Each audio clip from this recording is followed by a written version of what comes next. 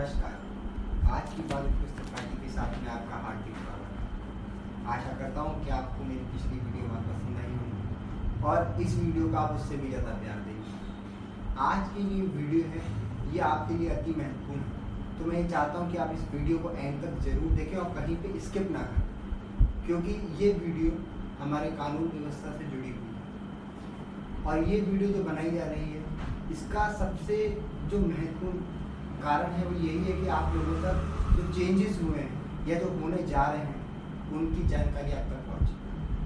आज की वीडियो है जो भारत सरकार द्वारा हमारे श्री गृह मंत्री अमित शाह जी द्वारा पार्लियामेंट में जो 3 बिल पेश किए गए हैं उसके बाद आइए हम इसको विस्तारपूर्वक बात करते हैं। सबसे पहले जो इंडियन पीनल कोड जो 1860 में बनाया गया, दूसरा क्रिमिनल प्रोसीजर कोड जो 1898 में बनाया गया था, तीसरा इंडियन एविडेंस एक्ट जो 1872 में बनाया गया। ये तीनों आप भली भांति जानते हैं। अब जो संसद में ये बिल पेश किया गया है जिसमें 3 नए बिल आए, वो इसको रिमूव करके आगे 3 नए जो बिल आए हैं उसको लागू करने के लिए पेश किया गया, जिसमें पहला बिल है हमारे भारतीय नागरिक सुरक्षा बिल, दूसरा भारतीय न्याय संहिता बिल, तीसरा भारतीय साक्ष्य बिल, जो इन तीनों बिल की जगह पेश किया गया है।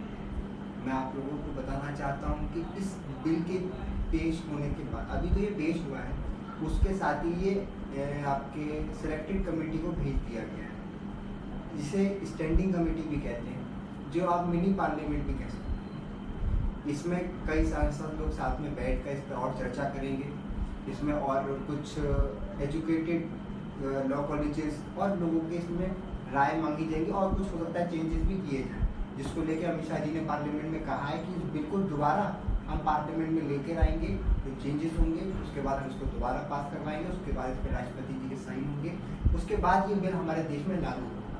लेकिन ये बिल आएंगे, इसका सबसे बड़ा इफेक्ट जो आया है वो ये है कि इस बिल को हमारे बीच अमित शाह जी श्री गृह मंत्री द्वारा खुद पार्लियामेंट में पेश किया गया। आइए हम इस पर बात करते हैं। इस बिल में सबसे अच्छी बात जो है वो ये है कि इसमें महिलाओं और बच्चों का खास तौर पे ध्यान रखा गया है। उनके साथ होने वाले अपराधों पर इस पर खास तौर से बहुत ही जिसे कहते हैं बहुत सोच विचार के इस पर काम किया गया है।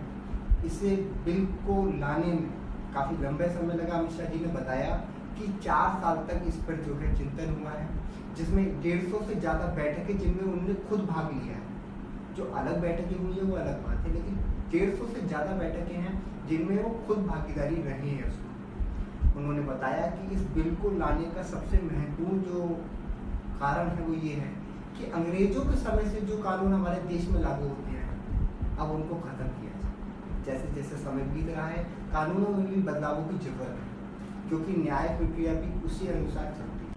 कि अमित शाह जी ने बताया संसद में कि उन्होंने इसको बनाने से पहले काफ़ी लोगों से, काफ़ी जगहों से इस पर चिंतन किया, राय दी। उसमें हमारे देश के हाई कोर्ट चीफ जस्टिस और लॉ कॉलेजेस, हमारे सांसद, मुख्यमंत्री, राज्यपाल, कई लोगों को सम्मिलित रखा गया और उसने उनकी राय ली और अभी भी इसमें राय प्रक्रिया जारी है, मैं आपको बता देता हूँ। और साथ ही ये जो इस पर चिंतन हुआ इसमें 4 साल तक का मैंने आपको बताया समय लगा, 150 से ज़्यादा बैठकें जिसमें खुद अमित शाह जी मौजूद रहे। आप मान सकते हैं कि अच्छा खासा इस पर विचार विमर्श किया गया, उसके बाद ये कानून लाया गया। ऐसा नहीं है कि सडनली किसी ने कहा और इस पर कानून बना आपके बीच आके, नहीं। इस कानून पे काफ़ी चिंतन हुआ है, काफ़ी मशवरे हैं। उसके बाद भी अभी भी अमित शाह जी ने इस पर स्टैंडिंग कमेटी को भेज रखा है, उस पर इसमें विचार चल रहा है और दोबारा ये बिल जरूर आएगा, फिर ये पारित होगा, इस पर राष्ट्रपति जी के साइन होंगे और ये हम आम लोगों के लिए लागू हो जाएगा। अब हम बात करेंगे इसकी मुख्य बिंदु, जैसे कि पहला बिंदु मैं आपको बताने जा रहा हूँ। अगर अब पुलिस सर्च ऑपरेशन चलाती है आपके घर पे या आपकी फैक्ट्री में या कहीं भी अगर पुलिस सर्च करने आती है, उसका वारंट मौजूद है, तो अब उसकी वीडियोग्राफी करना अनिवार्य हो जाएगा। जैसा नहीं कि लोगों का आरोप था कि कई बार लोग कहते थे पुलिस ही कुछ ला के रख देती है, या ऐसा कुछ हो जाता है, पुलिस अधिकारी कर देते हैं, पुलिस कुछ भी हो जाता है XYZ। लेकिन अब ऐसा नहीं होगा। अब अगर पुलिस सर्च करेगी तो उसकी उन्हें वीडियोग्राफी करना कंपलसरी कर दिया जाएगा, और अगर वीडियोग्राफी नहीं होती है तो वो साक्ष्य अब वैलिड नहीं होगा। ये आप खुद सोचिए कि जो पब्लिक की सबसे ज़्यादा बड़ी परेशानी थी वो यही थी, सर्च ऑपरेशन। कई बार उन्हें कहना था कि ऐसा हो जाता है। अब सबसे बड़ा पॉइंट ये जो हुआ है बहुत ही शानदार पॉइंट है मेरे ओपिनियन से। सेकंड पॉइंट पर हम बात करते हैं कि अब अगर 7 साल से ज़्यादा की जिसमें सज़ा होगी, ऐसा कोई जुर्म होता है 7 साल से ज़्यादा सज़ा वाले, तो उसमें फॉरेंसिक जांच हो। ये इसका ट्रायल भी हो चुका है दिल्ली वगैरह में, मिश्रा जी ने बताया है। आप यकीन मानिए फॉरेंसिक जांच जब होगी तो उसके साक्ष्य कितने जल्दी मिल जाएंगे, कितनी जल्दी हम एविडेंस जुटा के उसके खिलाफ कार्रवाई कर पाएंगे, आप ये सोचिए। क्योंकि दूसरा पॉइंट भी बहुत ही शानदार है। हम तीसरे पॉइंट पर बात करते हैं। पॉइंट नंबर 3, कोर्ट में जब बहस होती है, ये तो मतलब मैं कहता हूँ ना कि जो भी जिसका भी केस होता है ना, उसको इसमें सबसे ज़्यादा प्रॉब्लम होती है।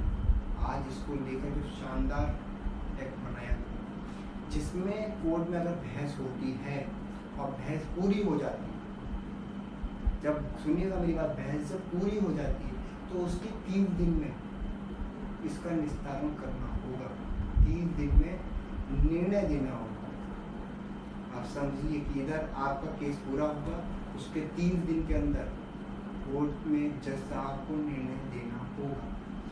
दूसरी बात ये इसमें कि 7 दिन के अंदर इसको ऑनलाइन भी करना होगा। ऐसा नहीं है कि आप डिले कर सकते हो, तो नहीं, 7 दिन में इसको ऑनलाइन करना, आपको 7 दिन में इसको ऑनलाइन करना चाहिए, जो कि एक बहुत ही शानदार विषय है। अब जैसे कि किसी SP के नाते कोई केस दर्ज होता है, SP जी द्वारा अगर कोई केस हम दर्ज कराते हैं थाने में, तो पहले क्या होता था कि उनका प्रमोशन हो गया, वो DG में, तो अब वो वहाँ से आते हैं, फिर गवाही देते हैं, कभी उनको टाइम नहीं मिल पाता है, तो उसके चलते भी काफ़ी बार केस डिले हो जाता है। लेकिन अब ऐसा नहीं होगा। अब जो मौजूदा SP होंगे वहाँ पर, वो उस फाइल को रीड करेंगे और वो उसमें गवाही देंगे। आप समझ सकते हैं कितना टाइम बचेगा, क्योंकि पहले भी MSA जी द्वारा बताया गया कि पहले भी जो SP DG बनने के बाद यहाँ गवाही के लिए आते थे, उनको भी फाइल पढ़ना पड़ता था, उनको भी कुछ याद नहीं रहता था, लेकिन उसको डिले कर दिया जाता था। लेकिन अब जो मौजूदा SP होंगे वहाँ पे, वो फाइल रीड करेंगे और उसमें गवाही देंगे, जो कि एक बहुत ही शानदार कदम लोग मान भी हैं इसको। अब अगला बिंदु जो है वो ये है कि अब अगर कोई भीड़ मैं क्यों कह रहा हूँ, क्योंकि आज के समय में आप देखते हो हर जगह ये चर्चा का विषय रहता है कि भीड़ इकट्ठी होती है, कुछ लोगों को मार देती है, उसमें जितने चेहरे पहचाने उन पर केस हुआ, बाकी रह गए। अब ऐसा नहीं होगा। मॉब लिंचिंग के लिए अलग से एक्ट बनाया गया, और अब मॉब लिंचिंग इतना चर्चा का विषय रहा है भारत में हमारे कि हर समुदाय इससे बहुत प्रताड़ित रहा है, बहुत परेशान रहा है। इसको जो एक्ट आया है इसका बहुत ही शानदार इफेक्ट होगा अकॉर्डिंग टू मुझे लगता है कि ये बहुत ही शानदार एक एक्ट। और अगला जो मैं आपको बताता हूँ वो ये है कि ये विषय जो है, आप ध्यान से सुनिएगा, इसमें जो जो बातें बताई गई हैं, ये मैं इसलिए कह रहा हूँ क्योंकि ये एक्ट जो बनाया गया है बहुत ही शानदार है, बहुत ही ज़्यादा शानदार है। इसका जो विषय वो ये है कि अगर शादी के लिए झूठे वादे किए जाते हैं, या नौकरी के लिए झूठे वादे किए जाते हैं, या शादी से पहले पहचान छुपाई जाती है, सुनिए आप, शादी से पहले पहचान छुपा के अगर मिला जाता है, और उसमें भी अगर जैसे मानिए नौकरी में भी यही रखा है कि अगर नौकरी दिलाने का झांसा देके कोई शारीरिक संबंध बनाता है, या फिर पदोन्नति को लेकर कोई शारीरिक संबंध बनाता है, तो उसके लिए अलग से एक्ट है जिसमें उनको सजा होगी। और आज के समय में आप जानते हैं काफ़ी सारे मामले हमारे देश में ऐसे आते हैं जिसमें शादी को लेकर लोग अपनी पहचान छुपा कर मिलते हैं, छुपा कर बात करते हैं, फिर आगे संबंध बना लेते हैं। तो उन चीज़ों को हम जानते हैं कि मतलब कितना चर्चा का विषय है, उसको कई नामों से पुकारा जाता है, कई नामों से बोला जाता है, वो एक अलग विषय है। लेकिन अब अगर ऐसा कोई करता है, कोई पहचान छुपा के मिलता है, तो हम उसमें इस एक्ट के द्वारा कार्रवाई होगी। या आप मान के चलिए, चाहे वो नौकरी हो, चाहे पदोन्नति हो, चाहे वो कोई भी चीज़ हो, अगर कुछ उल्टा झांसा दिया जाएगा तो उसमें कार्रवाई होगी। शानदार विषय। जैसा कि इसमें मुख्य एक चीज़ और जोड़ी गई है, इसमें अब कुर्की के भी आदेश होंगे। जैसे अपराधियों की जो संपत्ति होती है उसके कुर्की के भी आदेश होंगे। अब वो संपत्ति भी उनकी कुर्क की जा सकती है, लेकिन इसमें भी एक बिंदु जोड़ा गया है जो काफ़ी प्रशंसिक है। वो ये है कि पुलिस इसका निर्णय नहीं करेगी, प्रशासन को कोई अधिकारी इसका निर्णय नहीं करेगा कि किसी की संपत्ति कुर्की करनी। आदेश इसका कोर्ट की करेगा, लेकिन कोर्ट के आदेश के बाद संपत्ति कुर्क की जा सकती है। ये एक्ट में जोड़ा गया है। और अगला जो एक्ट है वो भी मतलब यार मैं क्या बताऊँ, मैं आपसे कह रहा हूँ हर एक शानदार है। वो इसलिए कह रहा हूँ क्योंकि जितने बिंदु मैंने पढ़े हैं उनमें जो अति महत्वपूर्ण है वो मैं आप लोगों के बीच लिख रहा हूँ। अगला बिंदु इसमें बहुत शानदार है। अगला बिंदु है कि आप चौकी थाने कभी किसी कारणवश किसी मुद्दे पर किसी संबंधित जाते होंगे या बाहर से निकलते होंगे, तो आप देखते होंगे और चर्चा भी करते हैं लोग कि ये एक पुलिस स्टेशन है या बाइकों का शोरूम, पुरानी बाइकों का शोरूम, पुरानी गाड़ियों का शोरूम। क्योंकि लोग तंज कसते हैं, लोग देखते हैं कि यार कितनी बाइकें खड़ी, कितनी खराब स्थिति में खड़ी। तो अब जो नया एक्ट बनेगा इसके तहत पुलिस इस कोई वाहन अगर जब्त करता है किसी कारण में, किसी एक्सीडेंट में, तो उस वाहन पर वो वीडियोग्राफिंग करके उस वाहन को वो वीडियोग्राफ करके कोर्ट में पेश करेगा और उसके बाद वो उसको अपने स्तर पे किसी भी तरीके से उस वाहन को अपने यहाँ से निकाल सकता है। चाहे वो किसी को दे, जिसकी है उसको दे दे या कहीं भेज दे, वो अलग विषय होगा, उस पर डिटेलिंग अभी नहीं आई है। लेकिन अब पुलिस को ये अधिकार होगा कि उसकी वीडियोग्राफिंग करने के बाद उसको वो कहीं भी सॉर्ट आउट कर सकते, अपने स्तर से देखकर वहाँ वापस भी कर सकते। तो ये बहुत महत्वपूर्ण है, क्योंकि अगर मान के चलिए हम पुलिस स्टेशन में जाते हैं तो देखते हैं लाइन से गाड़ियाँ खड़ी हैं, कंडम हालत में, कतई खराब हालत में, कुछ उनका मतलब हो नहीं पा रहा है। लेकिन अब ऐसा नहीं होगा, अब उसकी वीडियोग्राफिंग करने के बाद उसका निस्तारण कर सकते हैं। तो एक बहुत शानदार विषय, इससे थानों की स्वच्छता भी बढ़ जाएगी। और सबसे बड़ी महत्वपूर्ण अब जो बात आती है वो ये है कि अब कानून में न्याय सबसे महत्वपूर्ण हो जाएगा। सजा महत्वपूर्ण नहीं होगी। बहुत महत्वपूर्ण बात है कि सजा महत्वपूर्ण नहीं होगी, न्याय महत्वपूर्ण होगा। न्याय मिले उसके लिए पुलिस को भी जवाबदेही तय की जा रही है, इसमें आपके वकीलों की भी जवाबदेही तय की जा रही है। साथ में इसमें जो न्यायाधीश हैं उनको भी एक समय सीमा दी जाएगी, उसमें उनको अपनी न्याय प्रक्रिया को पूरा करना होगा।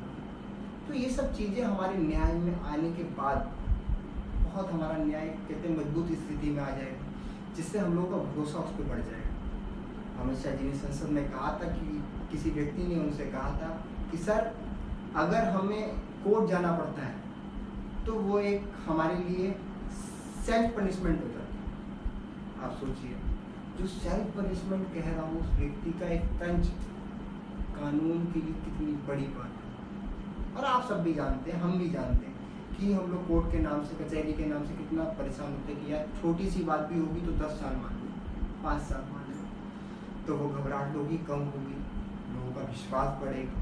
जब समय सीमा कम लगेगी न्याय मिलने में तो न्याय सबको अच्छा लगेगा। मैंने एक एक करके आपको अधिकतर बिंदु बताए जो चेंजेस हुए हैं उसमें। अब मैं आपको जो बताने जा रहा हूँ ये ऐसी चीज़ें हैं जो अगर आप न्यूज़ देखते हैं, न्यूज़ पर पढ़ते हैं या आजकल रील्स देखते हैं उसमें भी आती हैं कुछ ऐसी धाराएँ जिन्हें अधिकतर हमारे हिसाब से ज़्यादातर लोग जानते हैं हमारे देश के अंदर। जैसे कि आपने सुना होगा अगर किसी की हत्या कर दो, किसी को मार दो तो लग जाती है 302। लेकिन अब वो 302 नहीं रहेगी, जब ये भी पूरी तरीके से दोबारा आके पारित होगा तो वो 302 नहीं रहेगी, वो धारा ही खत्म। अब उसकी जगह वो धारा का नाम आ जाएगा शगुन की 101 लग गई। अब ये कह सकते हो आप कि भैया तुम पे शगुन की 101 लग गई, क्योंकि अब उस धारा को 302 से बदल के 101 कर दिया गया है। दूसरी जो धारा है, ये तो ऐसी धारा है जैसे मानिए कि आप हर इंसान ही इस्तेमाल करता हो। हाँ, मैं सही कह रहा हूँ, आप सही सुन रहे हो कि हर इंसान ही इस्तेमाल करता हो। कोई अपने दोस्त पे, कोई बेटे पे, कोई कोई अपने पिताजी से कभी कह देता है, पिताजी तुम चीज़ दिलाने में 420 ही करते हो। ये 420 की धारा, ये जो 420 चीटिंग की धारा है, जो कहते हैं कि आप किसी के साथ चीट कर देते हो, धोखाधड़ी कर देते हो। आजकल कपल भी एक दूसरे को कह देते हैं भाई तुम मेरे साथ 420 ही कर रहे हो, तो वो एक जो धारा है और वो 420 भी कर, मतलब आपके एक रोज़मर्रा की चर्चा और हंसी मजाक का विषय भी समाप्त हो जाता है, जो अब 316 हो जाएगी। अगर अब आपका दोस्त आपके साथ धोखाधड़ी करता है या चीटिंग करता है, तो आपको कहना पड़ेगा 316 करना, और 316 को आप उतने इंजॉयमेंट में, इतना जैसे कहते हैं हंसी मजाक के मूड में नहीं कर पाओ, क्योंकि आपकी आदत है वो 420 420 ही वो सब वर्ड्स यूज़ करने की। तो एक ये चेंजेस हो गया। और तीसरा आपका 120B जो आपराधिक साजिश होती है, उसको भी बदल कर अब 61 यानी 61 कर दिया गया। अब अगर आप किसी के खिलाफ साजिश करते हैं तो 120B नहीं लगेगी। ये कानून लागू होने के बाद, ये मैं आपको बता रहा हूँ, ये सब चेंजेस जो होंगे ये तब होंगे जब ये पार्लियामेंट में दोबारा आके पारित होकर राष्ट्रपति जी के इस पर साइन होंगे उसके बाद। तो चौथी धारा जो वो ऐसी धारा है कि आप चुनाव आते हैं तब आप सुनते हैं, या कोई आपके क्षेत्र में कोई संवेदनशील विवाद हो जाता है तो आप सुनते हैं, या फिर जिसे कह सकते हैं कि कोई भी क्षेत्र में, कोई इलाके में अगर लोग इकट्ठे नहीं होने दिए जा रहे तो उस धारा का नाम आता है, जिसका नाम है धारा 144। ये ऐसा नाम है कि धारा 144 आपके क्षेत्र में लगती है, आपके कभी एरिया में भी लग जाती है, लॉकडाउन में भी आपने देखा था कि लगी हुई थी। और जब चुनाव आता है, कोई भी चुनाव आता है, अगर आपके क्षेत्र में है वो चुनाव अगर, तो वहाँ पे भी धारा 144 लगाई जाती है। गानों में हिंदी, पंजाबी, हरियाणवी सभी ज़्यादातर गानों में धारा 144 का यूज़ करते हैं। तो अब वो धारा 144 नहीं रही, वो हो जाएगी धारा 163 163। अब वो धारा 163 हो जाएगी, तो अब उसे 144 तो नहीं कह सकते। और ये जो चेंजेस हुए हैं, इतने सारे चेंजेस, ये तो कुछ चेंजेस हैं जो मैंने आपको बताए हैं, ऐसे बहुत सारे चेंजेस हुए। लेकिन जितना मैंने इसको रीड किया है, जितनी जानकारी मैंने आप तक दी है, आशा करता हूँ आप इस जानकारी से संतुष्ट होंगे। और अगर आपको मन में कोई सवाल है या आगे आप किसी और धारा के बारे में जानना चाहते हैं, तो भी आप मेरे को मैसेज कर सकते हैं व्हाट्सएप पे, मेरा लिंक दिया हुआ है। और आप सोशल मीडिया में मेरे और अकाउंटों को फॉलो कर सकते हैं, उस पर मुझे मैसेज कर सकते हैं या यहाँ कमेंट में बता सकते हैं। और एक और बड़ा एक विषय है जो राजद्रोह जो है वो खत्म हो चुका है। हमारे देश में अब राजद्रोह जैसी कोई एक्ट रहेगा नहीं। और इस मैं आपको बता दूं, ये सभी जितनी भी ये बातें हैं, ये जो कानून हैं, ये चेंजेस हैं, ये लागू तभी होंगे जब ये बिल दोबारा पार्लियामेंट में आके पूर्ण बहुमत से पारित होंगे और हमारे राष्ट्रपति जी के साइन हो जाएंगे। उसके बाद ही ये तीनों बिल हमारे देश में लागू होंगे। उससे पहले इसे स्टैंडिंग कमेटी को दिया गया है और उसके बाद ही ये दोबारा संसद में आएंगे और पारित। तो ये राजद्रोह खत्म हुआ है, इसको भी काफ़ी बड़ा कदम बताया जा रहा है, क्योंकि हमारे देश में बोलने की पूरी स्वतंत्रता है। हमारा देश में आप कुछ भी कह सकते हैं, उसके लिए कोई धारा नहीं है। और सबसे बड़ी बात, राजद्रोह को हमेशा देशद्रोह माना जाता है, ऐसा नहीं है। राजद्रोह अलग होता है, देशद्रोह अलग होता है। देशद्रोह की हमारे यहाँ कोई धाराएं कभी, लेकिन एक धारा जरूर जोड़ी गई है 150, जिसका नंबर है उस एक्ट 150 एक्ट में ये धारा जोड़ी गई है। इसमें देश की अखंडता, सभ्यता और देश के खिलाफ कोई गतिविधि होती है, जैसे कोई अपराध होता है, देश के खिलाफ कोई विस्फोटक अपराध होता है, तो उसमें धारा लगाई जाएगी। तो ये चेंजेस हुए हैं। और मैं आपको ये बताना चाहता हूँ कि ओवरऑल इसका जो ये कानून तीनों आए हैं, ये 3 बिल जो हुए हैं, इसमें कई सारे कानून चेंज हुए हैं, इसका जो महत्वपूर्ण असर दिखाई देगा, वो असर ये दिखाई देगा हमारे न्याय प्रक्रिया बहुत मजबूत हो जाएगी। जब हमारे यहाँ लोगों को न्याय मिलेगा जल्दी, तो उनका विश्वास बढ़ेगा, और जब उनका विश्वास बढ़ेगा तो हमारे यहाँ क्राइम भी कम होगा। क्योंकि आज के टाइम में कहीं ना कहीं लोग सोचते हैं कि हम एक प्रोसेसर, जो हमारा प्रोसेस है कानून का, हम उसमें डील कर सकते हैं, हम उससे बच सकते हैं। लेकिन आज के समय में अगर जल्दी से जल्दी न्याय मिलेगा लोगों को, तो कहीं ना कहीं अपराध करने से पहले शख्स जरूर सोचेंगे, और उन्हें शायद डर भी लगेगा और वो अपराध नहीं भी करेंगे। तो मैं मानता हूँ कि ये बहुत ही शानदार बिल है इस सरकार द्वारा, और हमारे देश को इस बिल की बहुत लंबे समय से जरूरत थी। क्योंकि आज अगर हमारा भरोसा कानून पर मजबूत होगा, बढ़ेगा, तो तभी बढ़ेगा जब न्याय मिलने की परसेंटेज बढ़ेगी। अगर 10%, 20%, 50% कहीं न्याय मिलता है, तो वो 90% तक अगर जाएगा, तो जायज़ सी बात है कि हमारा विश्वास उस पर बढ़ता जाएगा। और जब हमारा विश्वास उस पर बढ़ता जाएगा, तो जायज़ सी बात है कि हमें अच्छा लगेगा कि यार हमारी न्याय प्रक्रिया हिंदुस्तान की इतनी अच्छी हो रही है कि जल्द से जल्द न्याय मिल।